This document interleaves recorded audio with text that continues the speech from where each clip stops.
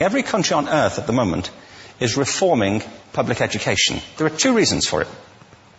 The first of them is economic. People are trying to work out, how do we educate our children to take their place in the economies of the 21st century? How do we do that? Given that we can't anticipate what the economy will look like at the end of next week, as the recent turmoil is demonstrating. How do we do that? The second, though, is cultural. Every country on earth is trying to figure out, how do we educate our children so they have a sense of cultural identity and so that we can pass on the cultural genes of our communities while being part of the process of globalization. How do we square that circle? The problem is they're trying to meet the future by doing what they did in the past. And on the way, they're alienating millions of kids who don't see any purpose in going to school. When we went to school, we were kept there with a story, which is if you worked hard and did well and got a college degree, you would have a job. Our kids don't believe that. And they're right not to, by the way. You're better having a degree than not, but it's not a guarantee anymore. And particularly not if the route to it marginalizes most of the things that you think are important about yourself. Some people say we have to raise standards as if this is a breakthrough. You know, like, really, yes, we should. Why would you lower them? You know, I mean, I haven't come across an argument that persuades me of lowering them. But raising them, of course we should raise them. The problem is that the current system of education was designed and conceived and structured for a different age.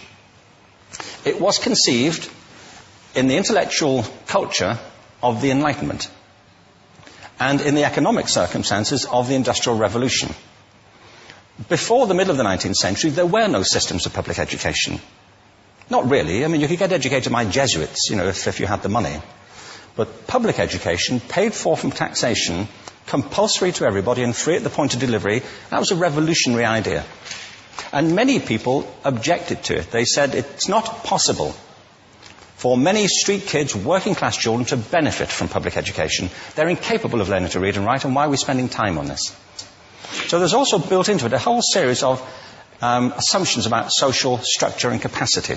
It was driven by an economic imperative of the time, but running right through it was an intellectual model of the mind, which was essentially the Enlightenment view of intelligence.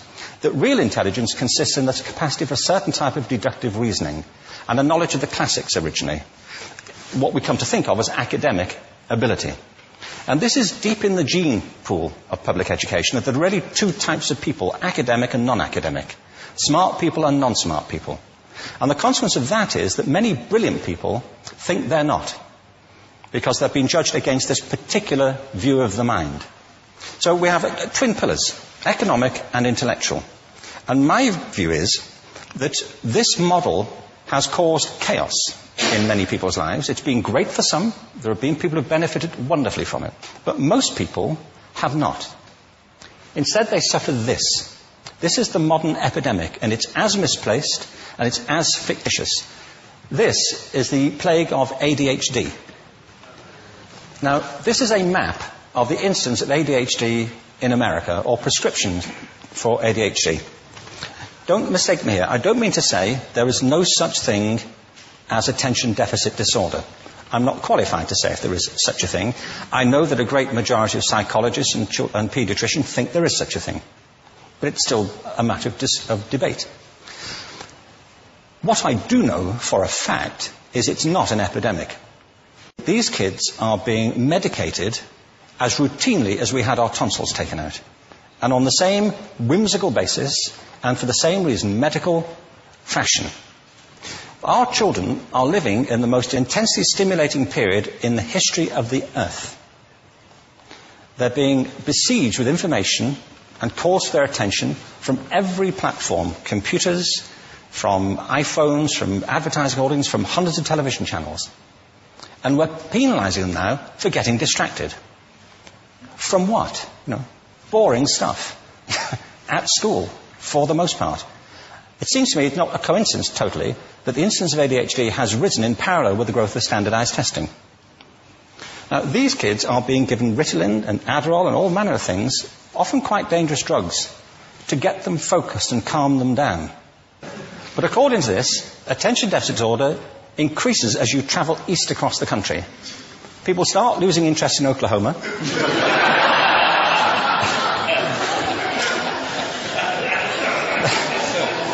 They can hardly think straight in Arkansas.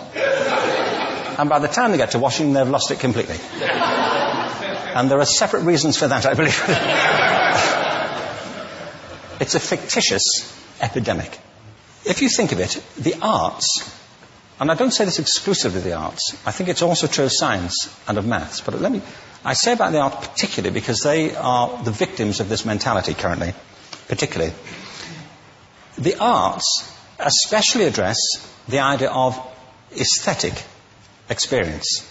An aesthetic experience is one in which your senses are operating at their peak, when you're present in the current moment, when you're resonating with the excitement of this thing that you're experiencing, when you are fully alive.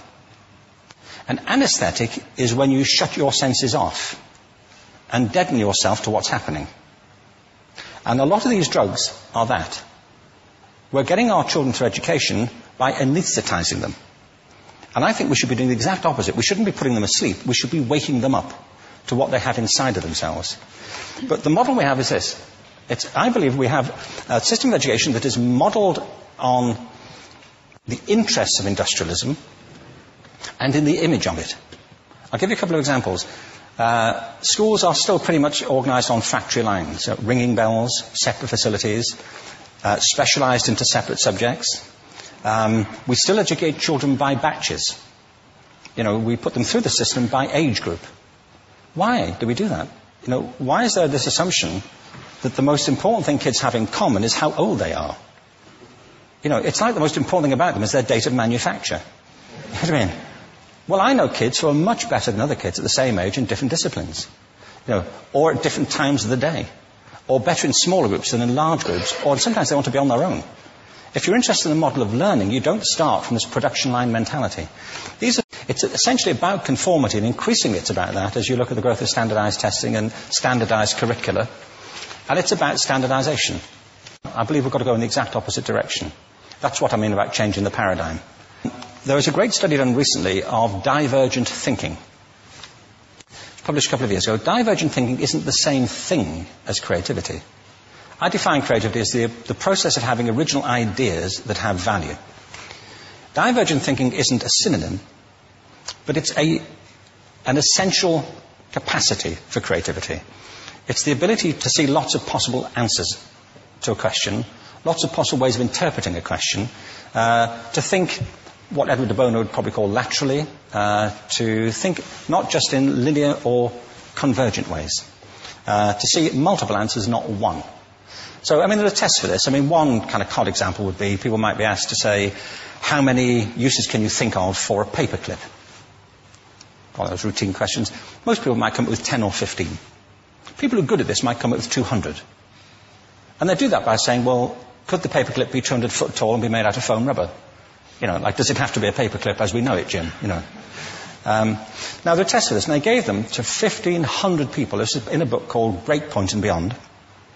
And on the protocol of the test, if you scored above a certain level, you'd be considered to be a genius at divergent thinking. Okay? So my question to you is, what percentage of the people tested, of the 1,500, scored at genius level for divergent thinking? Now, you need to know one more thing about them. These were kindergarten children. So what do you think? What percentage at genius level? 80. 80, okay. 98%. Now, the thing about this was it was a longitudinal study. So they retested the same children 5 years later, ages of 8 to 10. What do you think? 50? They retested them again 5 years later, ages 13 to 15. You can see a trend here, can't you? Now, this tells an interesting story. Because you could have imagined it going the other way, couldn't you? You start off not being very good, but you get better as you get older. But this shows two things. One is we all have this capacity. And two, it mostly deteriorates. Now, a lot of things have happened to these kids as they've grown up. A lot. But one of the most important things that happened to them, I'm convinced, is that by now they've become educated. They've spent 10 years at school being told there's one answer, it's at the back. And don't look. And don't copy, because that's cheating. I mean, outside schools, that's called collaboration, but inside schools. Now, this isn't because teachers want it this way. It's just because it happens that way. It's because it's in the gene pool of education. We have to think differently about human capacity. We have to get over this old conception of academic, non-academic, abstract, theoretical, vocational, and see it for what it is, a myth. Secondly, we have to recognize that most great learning happens in groups, that collaboration is the stuff of growth. If we atomize people and separate them and judge them separately, we form a kind of disjunction between them and their natural learning environment. And thirdly, it's crucially about the culture of our institutions, the habits of the institution and the habitats that they occupy.